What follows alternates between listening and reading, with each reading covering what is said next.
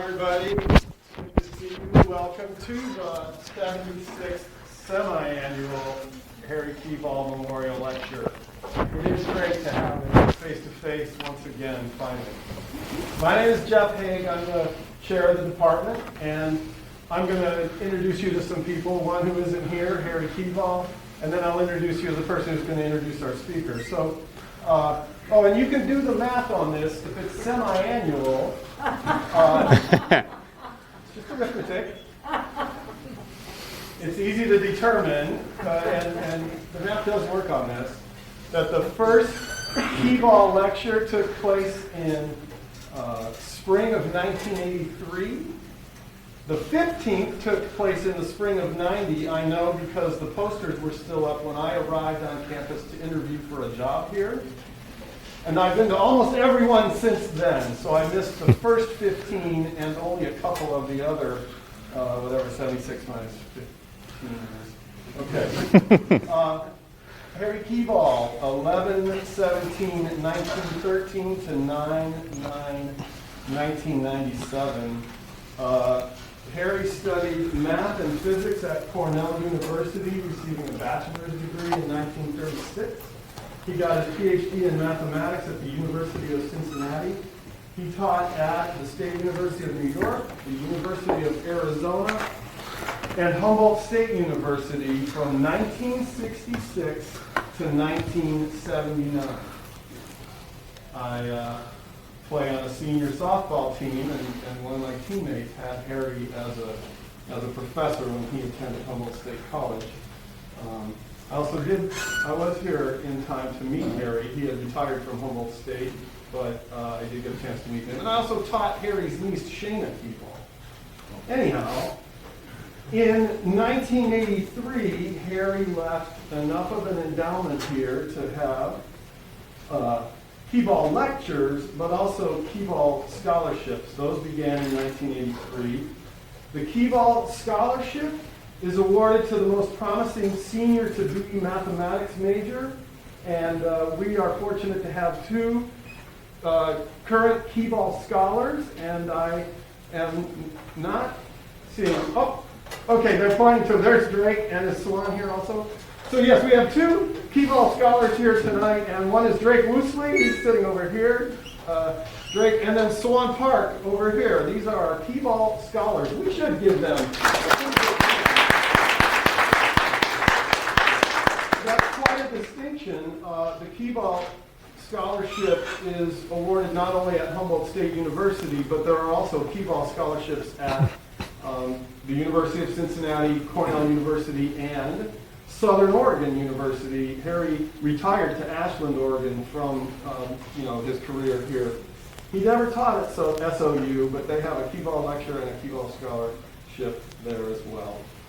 In addition to the scholarships and lectures, Harry funded one of the first smart classrooms on this campus. It wasn't the first, but it was one of the first, quote, smart classrooms. If you've been around a while, you know that just means a classroom with a projector that would project data, computer data. It was impressive. Siemens Hall 128 is the Harry Kieval classroom.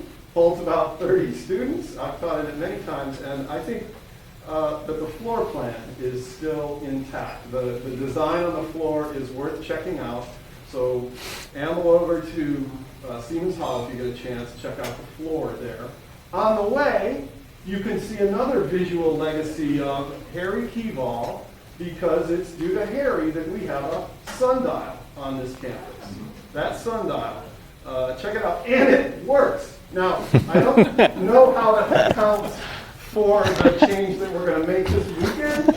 So it's either right or it's 1 hour off. But you can use it to tell the time. Okay? All right. And the sun is shining. Yeah, that's a requirement too. Thank you. Can you not go? Okay. I would like to thank the Kieval committee for putting this together. There are a group of math professors that are here tonight. And in particular, I'd also like to thank our, I gotta get this right, Administrative Support Coordinator, Courtney Kors, who also has given us a lot of support on, getting this whole thing put together and tonight as well. Okay, so enough about Harry. I'm going to introduce you again to the person who's going to introduce tonight's speaker, who's patiently waiting. Thank you. Eric Riggs, College of Natural Resource and Sciences Dean. He came to us just this July, and he hit the ground running. And he is, I think the first time I met Eric, he had on one of those, it was not a blue collar, but it was a green collar shirt. And he had those sleeves rolled up, and he had a little Hubble patch and maybe a name tag, but he was into it, and he continues to be. He's got a lot of energy. Dean Riggs comes to us most recently from Texas A&M, where he was a professor of geoscience education.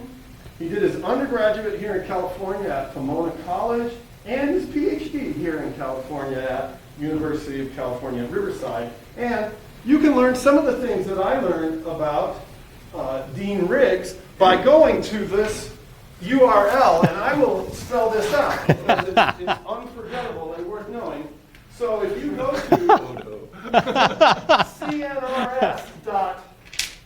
cnrs.humbo, don't forget the D,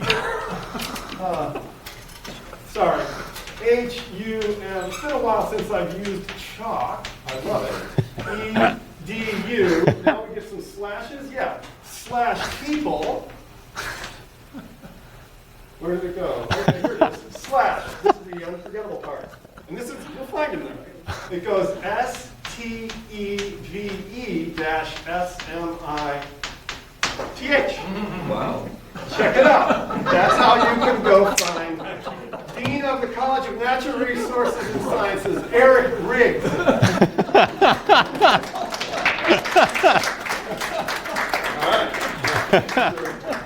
Wow, I think it's time to update some of our web domains. We thank Dr. Smith for his service. And Dale, was it? All right. Well, thanks for coming out, folks. We really appreciate you making the trip out on this night, which turned out to be a gorgeous night outside, and started off with a fabulous vintage Hubble warning for you. Hills, stairs, and umbrellas all together. As the trifecta. So it is my great pleasure to introduce Steve Trettle. He is here from Stanford. He is an assistant professor of mathematics there. Prior to that, he finished his PhD at University of California at Santa Barbara, so that other campus slightly farther to the north of the cool place in Riverside, working under Darren Long in mathematics. University of Minnesota, bachelor's degree in mathematics prior to that. And if you think that that's where his scientific and mathematical career got started, you would be wrong.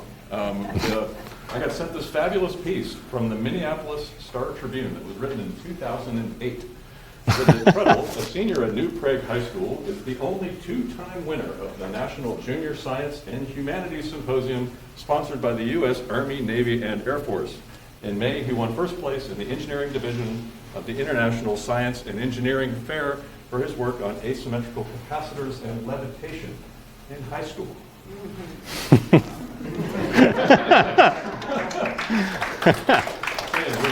bringing it here, so pretty amazing.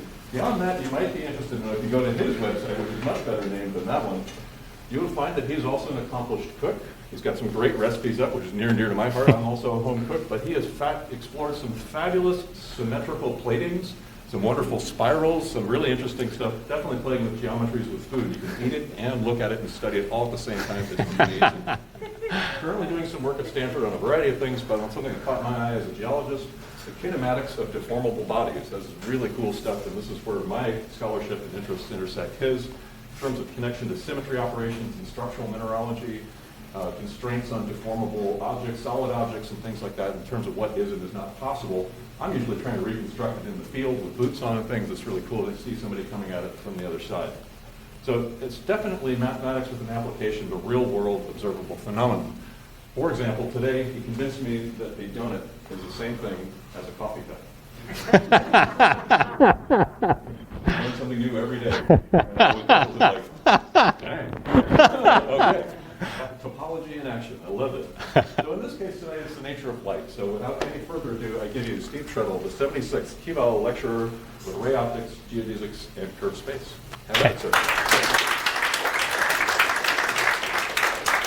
Well, thank you so much. I'm really happy and really honored to be here talking with all of you today. One of my favorite things to do as a mathematician is give talks like this, like tell people about what really excites me. Why did I decide to do this sort of a thing with my life? And why I decided to do it is I love the kind of interconnected stories that mathematics offers to us as people. Math gives us a way to understand what's going on in our mind and also understand what's going on in the real world when we're lucky. A lot of mathematics is pure imaginative thought at first. And sometimes it turns out that thought applies to things we didn't expect it to. Sometimes those things are in the real world. Sometimes those things are to other domains of mathematics. But the mystery of why we can, inside of our own mind, come up with things that form a weird conspiracy web of mathematics and physics and sciences is just near and dear to my heart. And so I tried to put together a story of like, what's an example of this? What's an example that would have excited me if I was in a talk about it?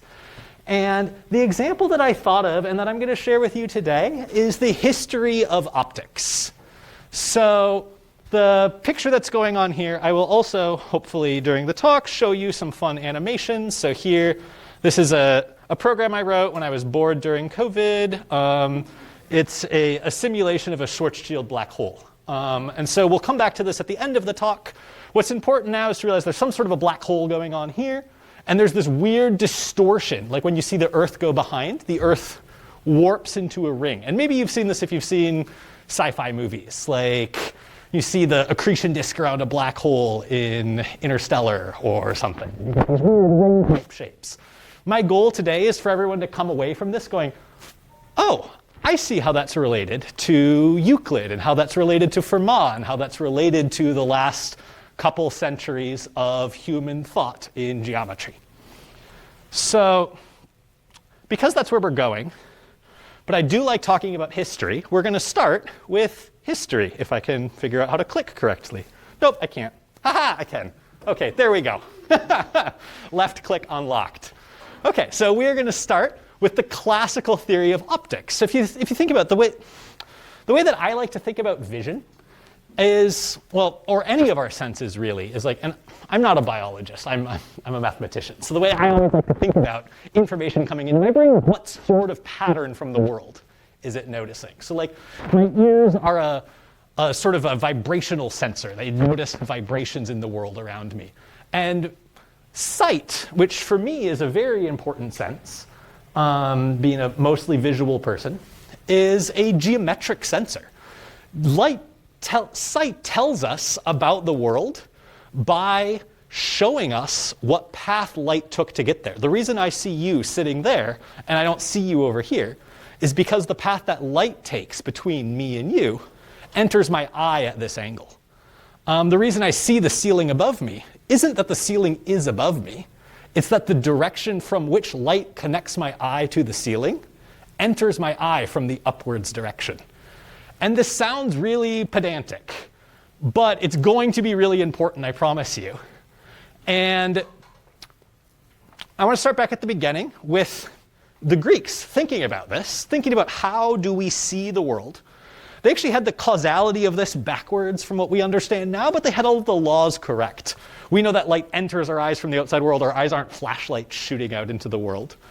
But the time reverse situation, either way, doesn't affect the rules. And just looking at the world around you, the correct rules for light seem to be fairly simple. Light travels on straight lines between an object and a source. Light reflects off surfaces. And light refracts when it enters new materials, like when you look into the water and you see light bend. These are properties that you can see in just day-to-day life. But if we want to make these quantitative, we should ask not just does light reflect, we should ask how does light reflect? What angle does light bounce off of the table with? And the answer, as we will see later, turns out to be whatever angle light hits at first, this is called the angle of incidence, is equal to the angle of reflection. These angles are precisely equal. This fact was correctly noticed by Euclid in his book Optics and by Ptolemy in his book Optics in 160 BC. almost certainly known before that, but few optic texts survive from before that time. And we should also ask about water. When we see light refract into water, we know it bends.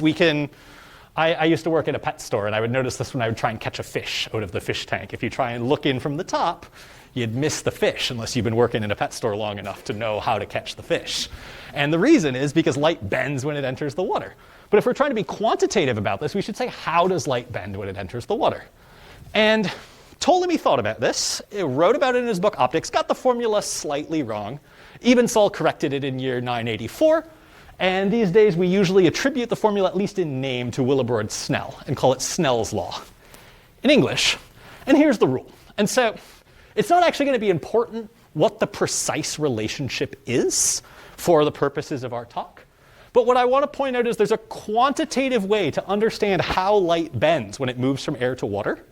And the relationship relates the angle that light bends to the speed light is traveling. Light slows down when it enters water. We'll talk about this more later. This turns out to be an important key to the puzzle.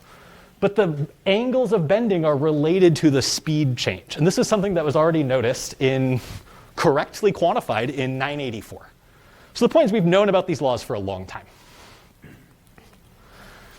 But what's absolutely mind-blowing to me is that these three simple quantitative rules, light goes on a straight line, it reflects in equal angles, and it follows Snell's law, basically describe most of the phenomena that we need to understand vision in our day-to-day life.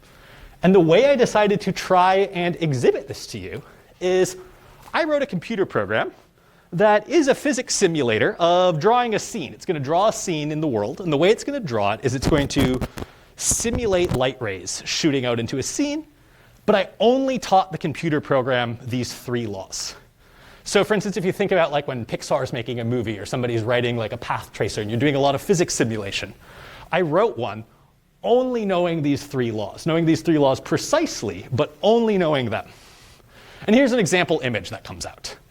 So once you know the refractivity of glass and you know the refractivity of fluids and how light works, but you only teach the program three laws, you get a picture that, looks like somebody who has a much nicer cocktail setup than I have, but you get a picture that looks real. And so what this convinces us of quantitatively, this is something I would love to be able to go back and show Ptolemy. Like, hey, look, your behaviors, you picked out three obvious things you could see in the world around you. They actually do a good job of capturing day-to-day reality. Look, I can build a simulation and it correctly predicts what I would expect to see in the world. And so that's great, but I'm a mathematician, so I'm kind of dissatisfied. The laws are great in terms of their practical use. We can accurately predict the world, but what do they say about the nature of light? Like if you tell me, hey, Steve, I figured it out. I know how light works in the world around me. Light does three separate things. It follows a straight line until it hits a material, and then it figures out if the material is shiny or not, and then it decides if it's supposed to reflect in a certain angle or if it's supposed to refract at a different angle. How does light know which one of these things it's supposed to do? What do these rules have in common? Like, what is light actually doing? Like, you feel like there's something it's doing in the background, and then these are three properties that we humans are observing. But like, what's really going on? And luckily, we live in the future of many great mathematicians.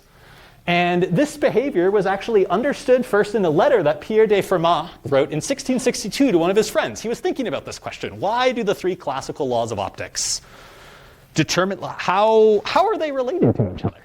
And he said, I have an idea. I'm going to replace the three laws with a single principle and prove to you that all three of those things are consequences of my fancier, more abstract idea. And we call this principle the principle of least time, or Fermat's principle, in his honor, still to this day. And the principle is what it sounds like. Fermat says, light doesn't do crazy things depending on what it hits. Light does one and only one thing. What it does is it travels the path between 2 points, which minimizes its time of flight. Light is trying to travel on the shortest path between 2 points. Sure. Okay.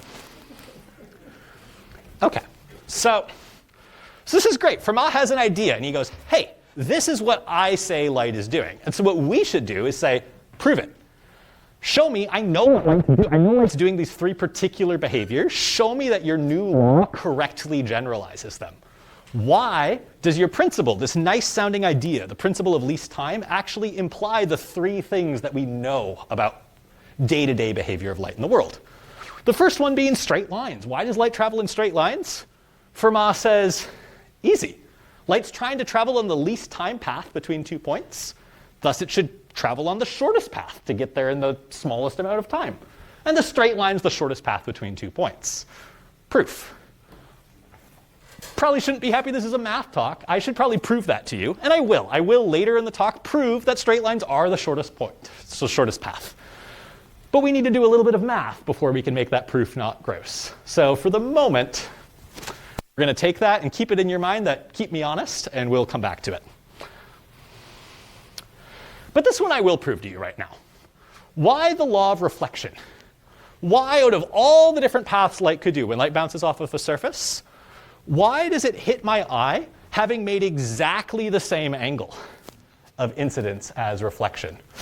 Compared to these, say, orange paths here, all the different spots light could have reflected off of a surface, why does it follow the yellow one? And I think this is an argument that the Greeks would have loved. They would be very proud of our ability to derive this in the future from this simple idea. So again, we're taking for the moment that straight lines are the shortest path between 2 points. So if I drew you this picture and I said, which path is light going to take between my eyeball and this like pink balloon down here? You would say, well, Steve, it's the yellow path. That's the straight line. That's the shortest path between the 2 points. And I'd say, correct. So now I'm a geometer. I'm just going to draw a little line here. Don't worry, this is just part of my diagram. And I'm going to observe that if this is a straight line and this is a straight line, as you claimed, these two angles have to be equal by Euclidean geometry. And if the yellow path's the same, if I drew this on a sheet of paper, I should be able to fold the sheet of paper up. I should be able to crease it along the blue line I drew. But folding a sheet of paper doesn't change the length of any of the curves I drew on the sheet of paper. So if the yellow line down to the bottom pink balloon is the shortest path, then equal angles must be the shortest path to the top balloon. And that's why the law of equal angles of incidence and reflection has to follow from Fermat's principle. So far we've generalized two of the things. And the third one is the law of refraction. How does Fermat's principle tell me where I should actually try and catch the fish if I'm trying to catch a fish underwater? How much did light bend? And this one, I'm not going to do all the details on the board here, but I do want to give you a sketch. If there's anyone in the audience who enjoys, like, I don't know, like Thursday evening calculus problems, like I encourage you to try a surprise calculus problem. And I will even give you the sketch. You just have to do the work. So here's the sketch. I want to see the fish. I want to figure out what angle should light bend between my eye and the fish. And what I know is Fermat tells me this path, whatever angle this makes, it should be the shortest path in time.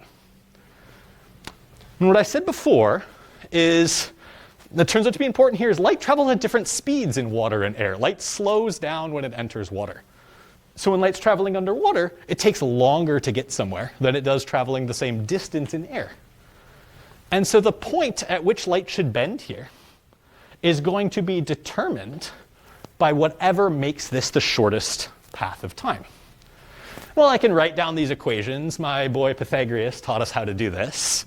If this is h and this is x, it's the point of reflection, can get Pythagorean theorem here and again here for two different heights. That tells me the distance of each path. And if I knew the amount of time it took for light to travel, say v1 and v2, I could solve for time, like velocity is distance over time. So then I could just solve for time as distance over velocity. And I could add those together as a function of x, depending on where this point is. This function's going to have a minimum. And if you want a Thursday night calculus problem, you should prove that minimum is unique and that minimum satisfies Snell's law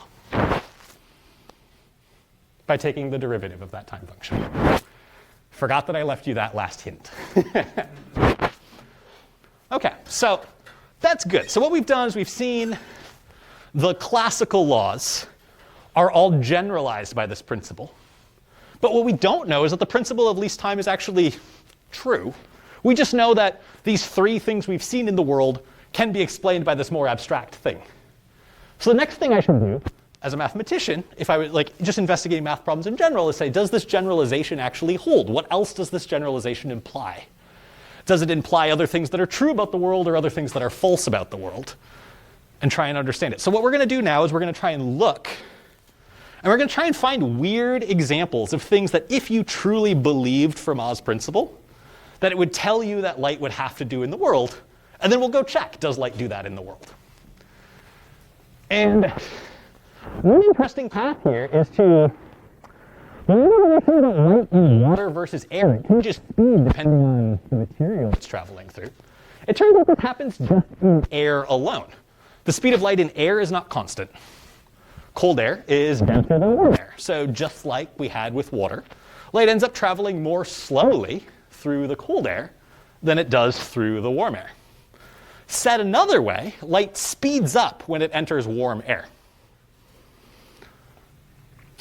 So I'm going to run you through a thought experiment. Let's say you are a bird watcher, and I think this is a kind of maybe contrived thought experiment, but go with me. You are a bird watcher somewhere where you're way up high in the sky, and so is your buddy toucan. And there's a very weird thermal inversion going on in the air. It's very, very hot down here. And it's very, very cold up where you are. The question is, what path should you look to see the toucan? So just because the toucan's right in front of me doesn't mean that's the direction I should see the toucan in. The direction I should see the toucan is the direction at which light entering my eye would travel on the shortest path. And remember, we said if light travels slower through cold air, that means it speeds up when it moves into hot air. Maybe, just maybe, there's a path that goes down here, gets enough of a speed up, where the quickest path to the toucan would look like this.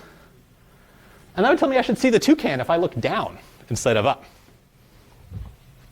And that seems insane. I can't really think of a situation in my day-to-day life where I look down to see something that's up. Can you?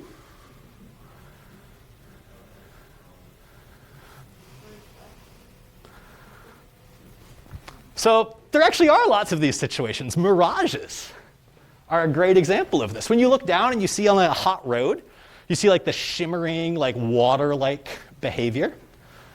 That's actually the sky. What you're seeing is a reflection of the sky off the ground, but not off the ground, off the air. The sky is reflecting off of the air because near the ground, where the air is very hot, light bends exactly like it did in the toucan example and gets rocketed away back up towards the top. And you can actually work out the math of this. You can work out like what sort of temperature gradients cause what sort of bending paths. And you get that in the real world towards very, very, very hot ground with not very hot air above it. Paths very closely approximate hyperbolas. They come down at straight lines where the temperature is relatively constant, and they very quickly U-turn and asymptote back to a straight line, reflecting off the air to the sky, which is why you see blue up and blue down when there's a mirage. So this is great news for Fermat. He would be pretty stoked about this. Like, he generalized the three principles from classical optics, and they predict things that we actually see in the world. New things that, like my original ray tracing program that drew our nice cocktails. If I tried to put this scene into there, it wouldn't have drawn a mirage. That's how we could have noticed that there was more to be explained. But if I had taught my cocktail program Fermat's principle instead, it would have drawn the mirage. So what am I going to do if I'm bored during COVID and writing programs to draw cocktails? I'm probably going to write a cocktail program that can draw mirages. So I want to tell you how that works, but through a story. Because we need to know a lot of math to know how you could make something like that happen. And while we're telling this story, it's better to look at another example that's familiar to us from day-to-day life. Namely, I remember when I was a young kid once, I was looking across the hood of my family's car on a hot day, and you could see the ripples. And the ripples were strong enough, like the heat ripples in the air, that I couldn't read the stop sign behind them. And I'd never noticed that before. And it's like, this is crazy. How can the air be making me not able to read? Like, what could possibly be going on? There's nothing between me and the stop sign. There's just air. And normally that's fine. And that's the same thing that's going on here. This is a picture of a giant fire that I saw. Like, not a dangerous fire. This was on purpose. This was in Rhode Island. They light some bonfires in the river. And it was so wiggly that you couldn't even make out any of the details. I thought it was just a fantastic example of that sort of a heat ripple. The reason these happen is exactly the same reason that mirages happen. So if you think about over the top of a fire, there's hot air and cold air being mixed together in a big chaotic fluid flow. And what's light trying to do? Light's trying to travel on the path of least time through that chaos. Light's trying to wiggle its way through to find the shortest path. And so what that means is that this part of the palm leaf that you see, you don't always see it in the direction of the straight line from UI. You see it in the direction of the chaotic path that ends up being shortest. And as the temperature changes, the direction of that path changes.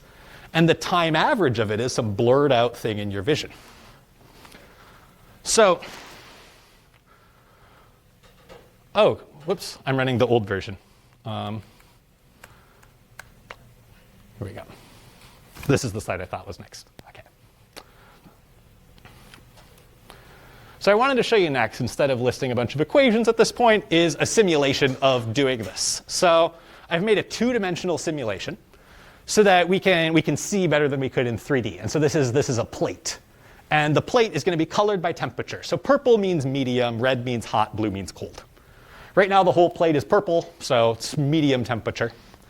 And we can look at the paths of least time for light rays traveling in this medium, and they look like straight lines because it's not advantageous to bend. You're not going to change the speed along the curve. But what I can do is I can change how the temperature on the plate looks. And we can watch the sort of bending that we claimed would happen in the story over a fire actually happen. This is much more extreme than happens over an actual campfire for bending, but it is hopefully illustrative of why things actually look blurry when you're far away.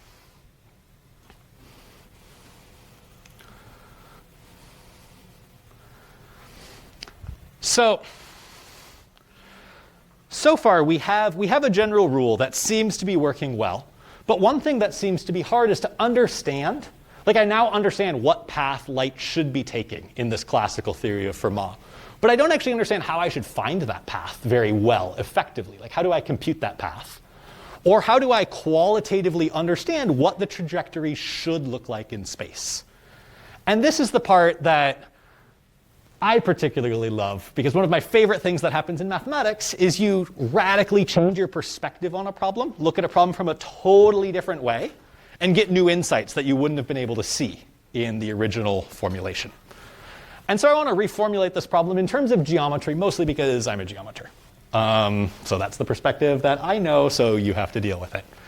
But another reason is because we are all geometers in the real world. We live in a geometric world. We're used to thinking about problems, about how do I get from point A to B in terms of paths, walking, driving, and so on. So it's a very good intuition for our minds to try and understand more abstract problems. And the question here is what we're looking at, this phenomena of heat waves and mirages, are all things where the actual shortest path for light is a path that surprised us. It wasn't the straight line. Like, the weird part was that it didn't appear to be shortest, even though it was shortest. And so we should ask ourselves again, do we know other situations in the world where that happens? Are there things in our lives where the shortest path isn't the path you might have thought, not the straight path in whatever sense that would be? And my go-to example is hiking. So my sister is a very impressive hiker. I cannot keep up with her. And so if I pull up a map of where she lives and she tells me where she wants to hike, she might be fine hiking this path.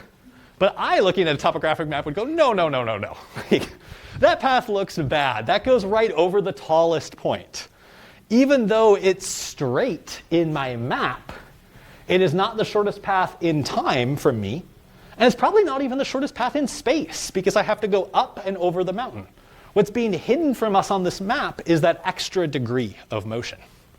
And so the shortest path, choose time or space, whatever you want to think about, is probably something more like this, is the actual shortest path between where I want to start and where I want to end. So this is a situation that models exactly what we're seeing with the behavior of light. We have a path that's actually shortest, but it doesn't look like what we expected to be shortest. But this is something we have good intuition for what's happening here, right? Like, what's happening is that the ground is curved. And the shortest path along curved ground isn't what you might have thought was a straight line, but it's some other path that is the minimum. Oh. Back to right-clicking, I see. Come on, Steve. There we go. So that observation is cool. I think it deserves its own slide. Constant speed motion on a curved surface, if you're looking at a map, and you're actually walking at constant speed. Like, let's say that I was a good hiker, and I was walking. I didn't slow down when I went uphill, and I didn't speed up when I go downhill. I just walk at the same speed no matter what. If I looked at my GPS and I drew that map, I wouldn't see constant speed motion. I would see variable speed motion. It would look like I was changing speed depending on the elevation.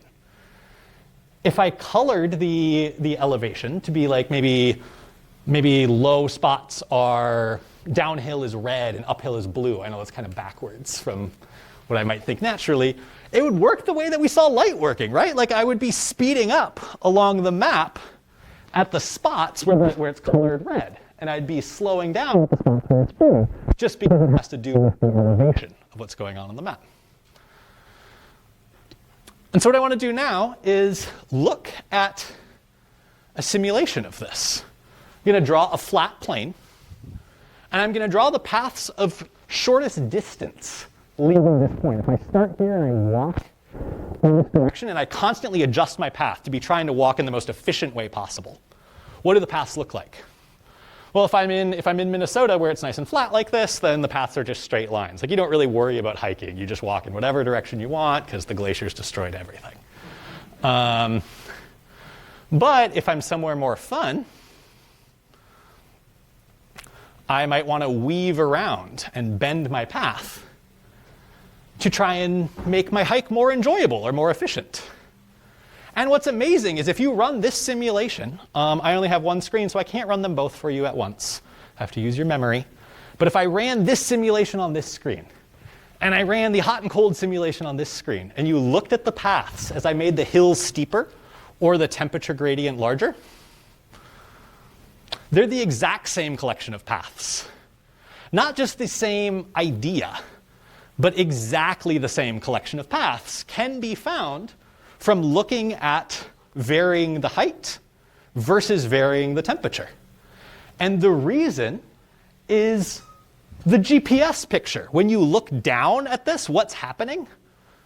From this top-down perspective, it looks like the speed along this path is changing as I walk it at constant speed because some of my motion's up and some of my motion's down. And so looking top-down on a curved surface, finding the shortest path is the same thing as finding the shortest path if you allowed the speed to vary. The mathematics of shortest curves, which are geodesics in geometry, is the same as the mathematics of time minimizing paths in varying speed media. And I'll actually show you the exact relationship between that later on. I'll put a formula up on the slide so you can see all the formulas. But what I want to do, because I am a geometer and I can't resist the opportunity to tell people about geometry, is tell you how we can use this observation. Like, one, it's a cool intellectual fact. Like, these two different problems are related mathematically by some deeper idea. Minimization in these two realms turns out to work the same. What that means to me is I should be able to take information that we know about geometry and translate it into information about the physics of optimal paths for, say, light, or vice versa.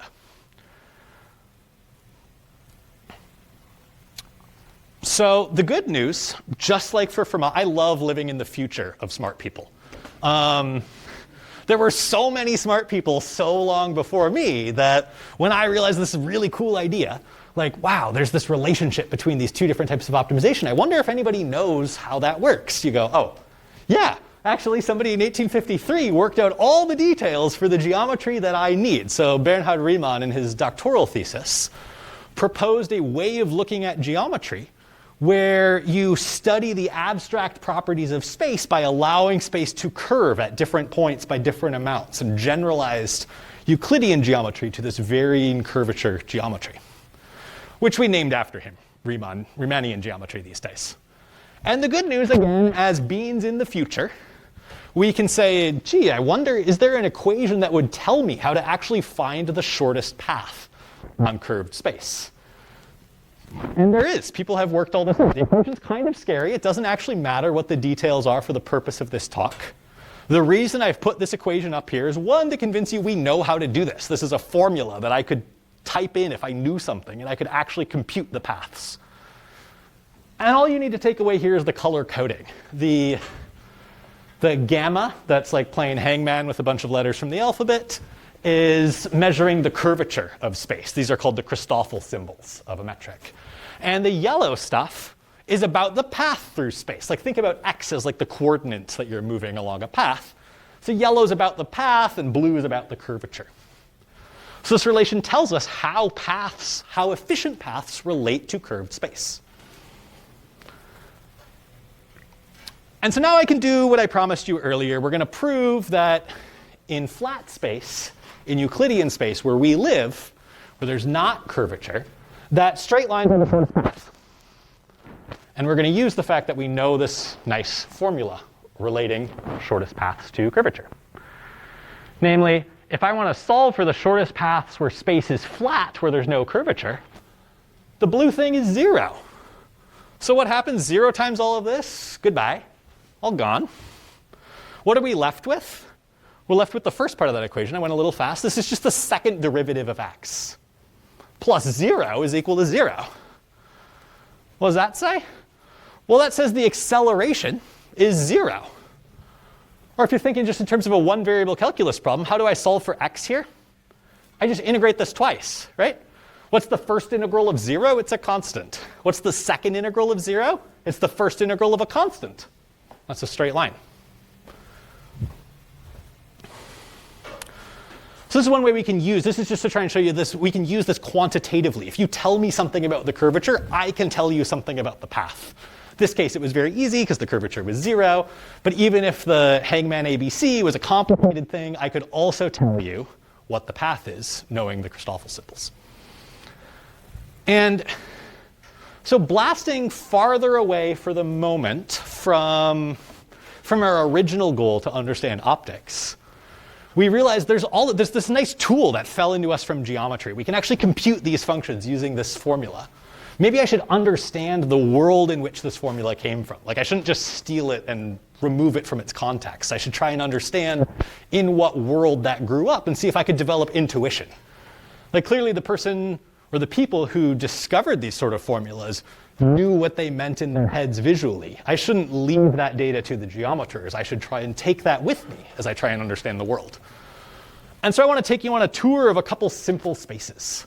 So if we're supposed to be looking at how curvature of space changes efficient paths, changes the geodesics in space, we're going to look at spaces where the curvature is constant, because that's the easiest thing other than 0. Actually, one of those is 0. And then we'll look at positively curved spaces and also negatively curved spaces to try and get a sense of how curvature could change paths. So first warm-up case, 0 curvature. This we are familiar with. The geometry of 0 curvature space is Euclidean geometry. This is the geometry of Euclid's books. It says paths are straight lines. So if I try and understand how how light works here, if you imagine these paths as being light rays, and I'm looking at this green ball, I can move this green ball away from me. And what happens? As it moves away, the light rays spread out, so less of them hit the green ball. What does that mean? That means when I move something away from me, it gets smaller in my field of view. And we can quantify how much smaller it gets as it moves away from you using Euclidean geometry. How fast these lines spread out from each other determines how much smaller the people in the back row look versus the people in the front row. And so we don't really need a simulation of this, but why not? Let's simulate Euclidean space, because I'm going to show you some more simulations. This is our warm-up simulation.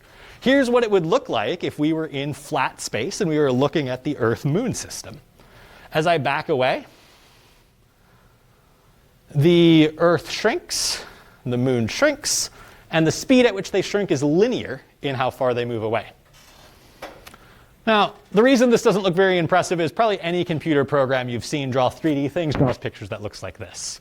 But the difference is, remember before, I wrote the program and I only taught it the 3 Greek principles of light. This program, I only taught the equation for geodesics from Riemannian geometry. I didn't tell the program that light follows straight lines. I didn't even tell it that straight lines are the shortest path. I told it, here's that big scary equation with the blue and the yellow terms. Solve it for every single pixel. Figure out what I should see in that direction. And it replicates what we see in the real world. Yay. Light does seem to travel on straight lines around us. But what's good is I can change the curvature in my equation, and I can then show you what would it look like if space was curved near us. And so I want to first look at the case of negative curvature. Negative curvature means space kind of looks like a Pringle chip. So here is me and my little ball sitting in a saddle. Like, this is like actually the graph of x squared minus y squared, or something like that. I forget what I actually typed in. But let's move that ball away from us. In negative curvature, shortest curves spread out very, very quickly. They end up shooting away from each other. And so what does that mean? That means that when I move something away from me, it gets very, very small in my vision. And you can actually make this quantitative. You can work it out if you're in a space of high enough curvature. If you set your phone far away from you on the table, you can't see your phone anymore. It's too small. It's very easy to lose things in negatively curved space because light spreads out so much, everything looks tiny. And so we can run that. Let's plug in negative curvature, and let's see what the Earth-Moon would look like if space around us had some curvature to it. The first thing you should notice is when the moon gets close to us, it gets so big it like takes over the whole front of the Earth. And when it goes behind the Earth, it shrinks to almost nothing. That's how quickly things change size as you move away in negative curvature. And it's not that exciting, but you can see the difference. We will visit a more exciting space, I promise. These are to get our sense of curvature working. So now we know what negative does. Negative means light rays spread out, things get tiny. What does positive mean? Well, positive curvature is like the surface of a sphere. If you think about what are the shortest paths on the surface of a sphere, it'd be like if I was standing at the North Pole and you told me to walk in a straight line, I would walk perfectly south. I would walk along a line of longitude. And so that means all the lines of longitude are shortest curves or geodesics on the surface of a sphere. So what happens here when I move the green ball away from me? At first, the green ball shrinks.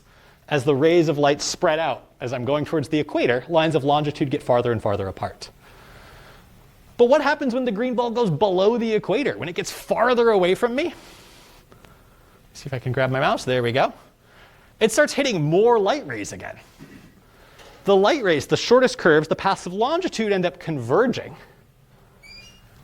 And so think about this. What would it look like if you threw a baseball in positively curved space? At first, the ball would look smaller and smaller as it moves away, just like you're used to.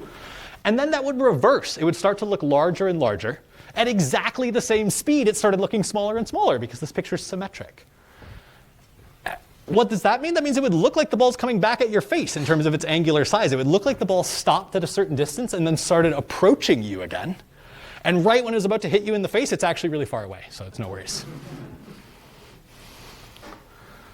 But we can plug that into our simulation. I mean, why not?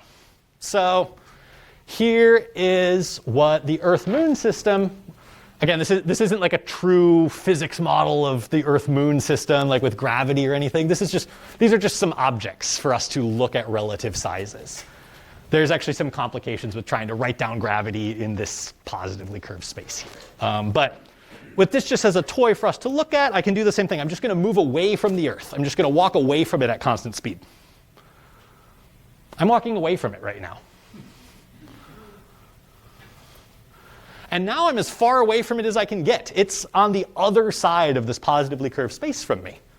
What does that mean? That means every direction I look, just like when you stand at the North Pole, every direction is south of you. When I stand here, what direction is the Earth? It's in every direction, because every line of sight leaving my eye converges on where the Earth is.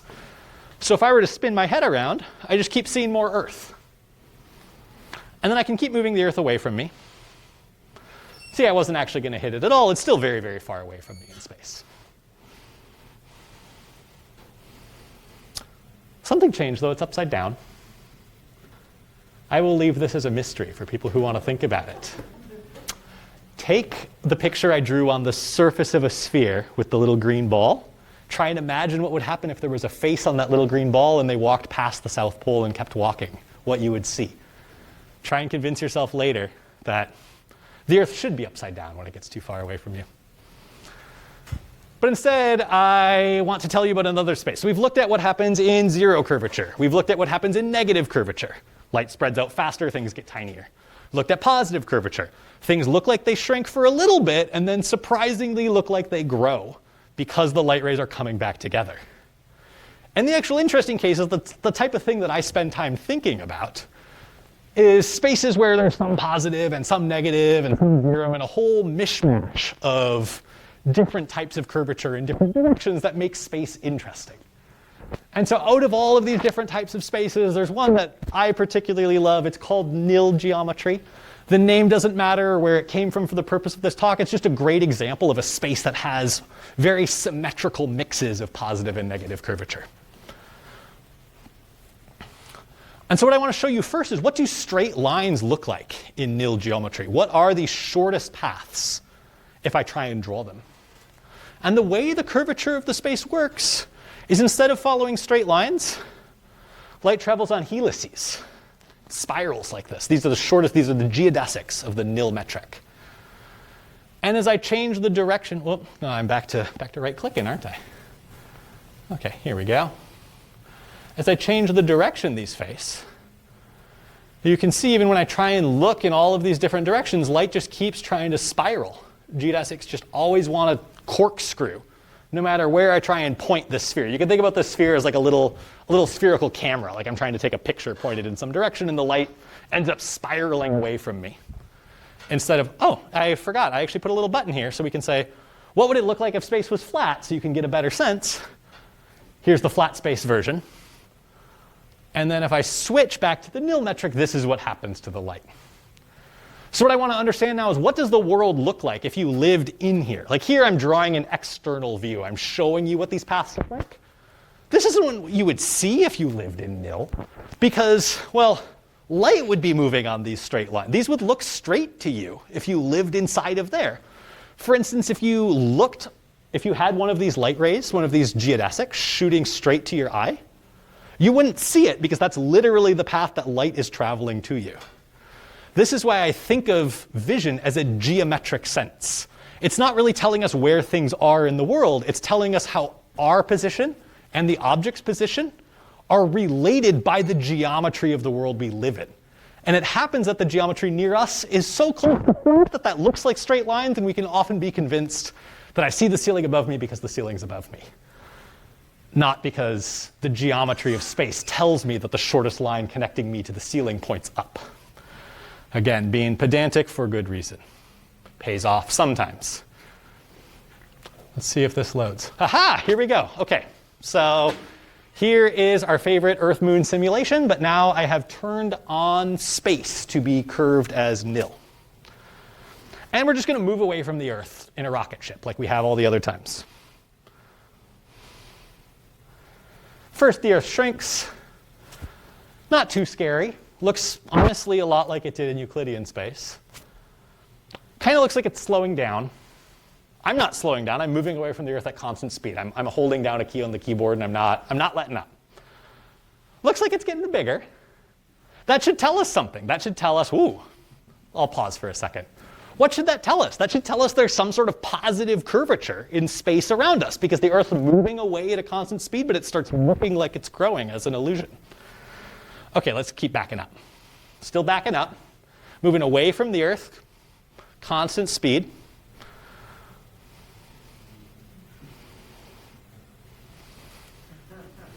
Now, what is going on here? We're back to the Earth being upside down, the puzzle that you should think about after you solve your Thursday night calculus exercise.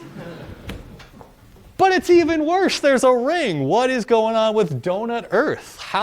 What is Donut Earth? Why is Donut Earth? That is what we want to try and understand now. How could this be happening?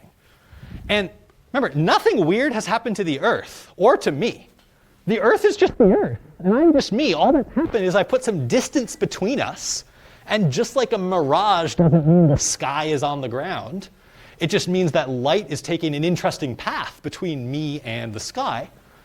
The Earth is just a normal sphere, and light is taking a very strange path. Think about the paths light must be taking. What's happening? For me to see a ring out here, light in the peripheral of my vision has to be hitting the Earth. Otherwise, I wouldn't see the Earth in the peripheral of my vision. Also, light in the center of my vision has to be hitting the Earth. Otherwise, I wouldn't see the Earth in the center of my vision. But light in the in-between part of my vision has to be hitting the sky. It has to be skipping the Earth. How could that be happening? Well, if you say, oh, geez, I wish Steve wrote a simulation that would show the external view of this to help, you would be right. So here's a simulation of what's going on when you are that distance from the Earth. The light rays in the peripheral of your vision trace out a huge helix, which has just enough time to come back and hit the Earth. Light rays near the center of your vision go nice and straight all the way to the Earth. But the helices in between have a different period. They hit each other first, and then they manage to skip past the Earth, showing you a ring, blackness, and then the Earth in the middle. Keep this picture in mind. This will be important in about 5 minutes. Oh yeah, this is the old deck. Okay, so here's the formula. I did promise I would show you a scary formula relating what we just talked about, all of this geometry, somehow supposed to be related to optics. I mean, we came from the world of optics. We wanted to understand real world optics. And then I took us on this fun story about Riemann geometry and curved paths in space. What's the relation? Well, we wrote out in words the relationship before. Paths in curved space and varying speed paths in flat space are related by the hiking example. We can make that precise by writing down equations for the two things. Shortest time in a varying medium is the minimum or the infimum of a certain integral over a bunch of paths. Shortest path in a curved space is the minimum or the infimum over an integral over a bunch of other paths. The point isn't what's on these formulas. The point is that the formulas look very, very similar, except there's an n and then there's a square root of g. Otherwise, a lot of the math is the same. And this is the precise way to write down the connection, the bridge, how we can take information from this geometry we've been studying and bring it back to understand optics. There's a thing called the index of refraction in optics, which is usually written as n if you take a physics class. And I've been talking about curvature of space, or the geometry of space. And you can relate the two. You can relate a problem about optics in a varying medium of refraction n to a problem in curved space whose metric is given by n squared. There's actually a very direct relationship between these two. And what this lets me do is write my Mirage simulator, right? My nice cocktail program drew this pretty picture, but it wouldn't have been able to predict a mirage because all it knew was Greek math. We wanted to teach it Fermat math, but we need a good way to teach it Fermat math. How am I going to teach my computer to find the shortest path? Well, what I'm going to do is I'm going to take the heat distribution that I want to model. I'm going to figure out which curved space is equivalent to that. And then I'm going to solve the geometry problem of the shortest paths in curved space. And then I'll translate that back to a solution of my problem for heat differentials. And so let's see that work. I'm going to draw this picture of a mirage. I'm going to take a little spot on the plane. I'm going to heat it up. I'm going to imagine that it's really hot right above here. Remember what that means in terms of the geometry is the curvature of space is going to change here to model that. And that should cause light rays to bend. Look. Left click, here we go. And here we go. You can see the sky as a little puddle in front of you. And as you approach it, just like a real mirage, you never get to the puddle. The puddle's always in front of you. You can never stand on top of a mirage. because you only see a mirage when light has enough time to curve. But this simulation is really just running that program of curved space. I'm calculating the geodesics, or the shortest paths, in this particular metric. And now this gives us a lot of insight. We can understand behavior like this by thinking about like what sort of geometry is this analogous to. But there's also uses in the real world. So one use is if we want to understand, if we want to make cool things in optics, one thing you could want to do is make an optical device where light travels like a lens bends light, but let's try and bend light in a more interesting way. Try and make light corkscrew or bounce. This is actually a relatively simple experiment. It's a gradient index of refraction, meaning at the top there's less index of refraction, at the bottom there's more. It's actually made by just putting a bunch of corn syrup into water. And then this is a laser being shined through there. And the change in index of refraction, which is related exactly to the mathematics of curved space, causes the light to bend. So they put a mirror under the bottom, and the light bounces off the mirror, like a ball would bounce. But it's actually traveling on the path of least time through this curved medium. And I don't know if you can actually do this because I'm not an engineer, but interesting theoretical problems that come out of this is we know how to make a lens that focuses on things. But you could ask mathematically, could I make a lens that works like a mirror? Could I make a lens that when I look at the piece of glass in front of me, I see my own reflection, but it's not reflecting off. It's bending like it does, refracting through a lens. Could I make a refractive mirror? How this would turn out into a math problem is you draw a picture like this and you say, what would it mean for me to see myself? Light rays would need to enter my piece of glass and they need to do a U-turn and come right back at me so I see my own face. Once you draw these pictures, you can now ask the math question, is there a curved space shaped like a disk where light travels, where the geodesics of that curved space look like U's?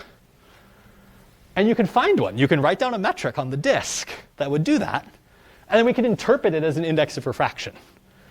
And so what this would say is if you could build a material whose index of refraction had this function in terms of R, then your glass would be a mirror. And so I think that kind of stuff's super cool. Like just the type of connections you can see, things you would have never thought would be connected to each other.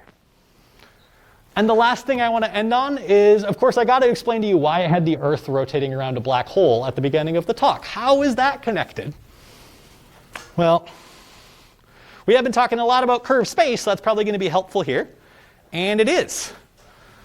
If you look out into the world, the thing that makes me most excited about this is we have been talking a lot about curved space, but we haven't been talking about it in the sense of, is the real world curved? In fact, that wasn't even a question we knew how to ask at the beginning of this. We had assumed light traveled on straight lines. We didn't even know how to ask the question of what the other alternatives were. But investigating all of this mathematics gave us new tools and gave us new concepts. One of these concepts was the abstract behavior of paths in curved space. And now we can ask new questions that we couldn't have even asked before, namely, is the world curved and how could I tell? And we have an idea of how we should tell. We know what curvature looks like. Curvature looks like mirages. Curvature looks like light doing something that you didn't expect it to do. Light is our geometric sense telling us about the world. And so we know that if we want to ask, is the world curved, I should build a better eye. I should build a better geometry sensor, i.e. a telescope. And I should look. And I would look anyway because I'm a huge space nerd. I would look at photos from Hubble all day long. But what just absolutely blows my mind is you look at enough pictures from Hubble and you see stuff like this. There's some sort of a ring shape going on here. And there's not just one. It's not a one-off thing in space. There's a smiley face made out of rings. There's this ring. Like, space is full of mirages. It's the exact same sort of thing you've seen. Ring-shaped images of a single object. Another image of it in the middle. We've seen this in an abstract mathematical context, but we're seeing an actual photograph of something like this. And this should make us wonder, is there a relationship here? Like, here's a ring, here's a ring. I understand this ring. I don't understand this ring. Can I leverage my understanding of this ring to understand this ring?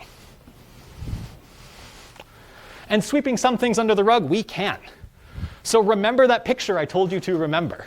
about why the Earth looks like a ring in nil geometry when you stand far away. It's because light travels along these paths that spread out and they come back together. What do we see when we look at a far galaxy? If we see a ring-shaped image of it around another galaxy, that means that light that was leaving the peripheral of our vision somehow came back and hit that galaxy from all the different sides. And that might, with a lot of historical precedent, make us guess that there's something related to that galaxy in the middle and something about space being curved. The amazing thing is, we didn't have to wait for the Hubble telescope to figure this out. Einstein didn't need any of those pictures.